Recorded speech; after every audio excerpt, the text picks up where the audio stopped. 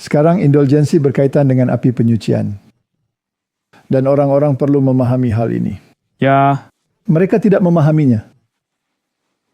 Pemurnian, api penyucian, pembayaran atas dosa-dosa, pengampunan yang sudah diberikan adalah sebuah filosofi Yunani. Hal ini tidak Alkitabiah.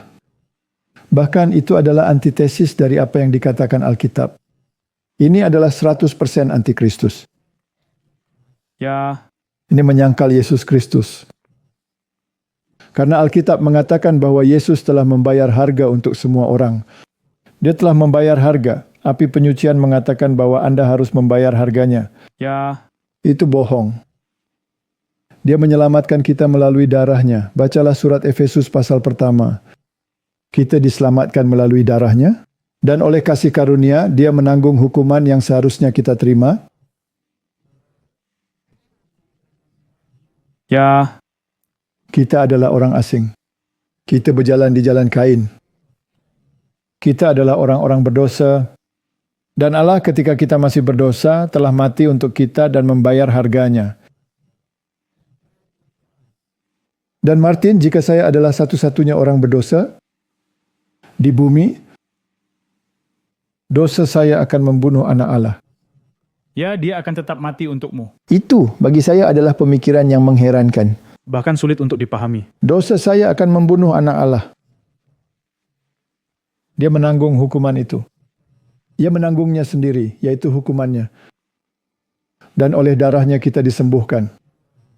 Api penyucian adalah tanpa darah. Ya, Itu menyangkal penebusan. Dikatakan bahwa Kristus tidak pernah mati untuk Anda. Darah telah ditumpahkan. Ya, tapi itu tidak ditumpahkan untukmu. Kamu akan menanggung hukumanmu sendiri. Dan itu adalah api penyucian.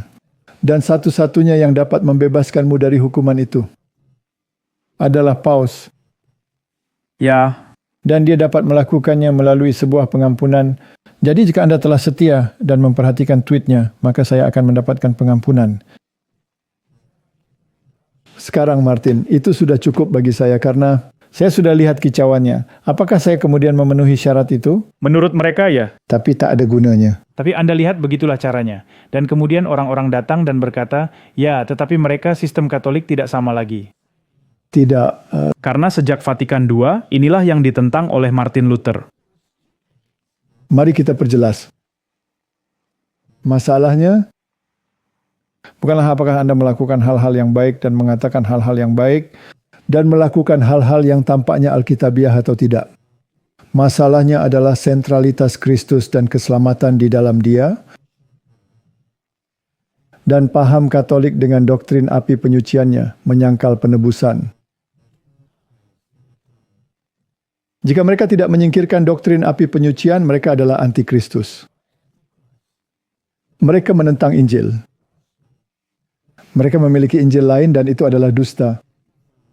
Ya, Setiap orang Protestan, mari kita perjelas, yang mengatakan bahwa melakukan hal-hal yang baik saja sudah cukup.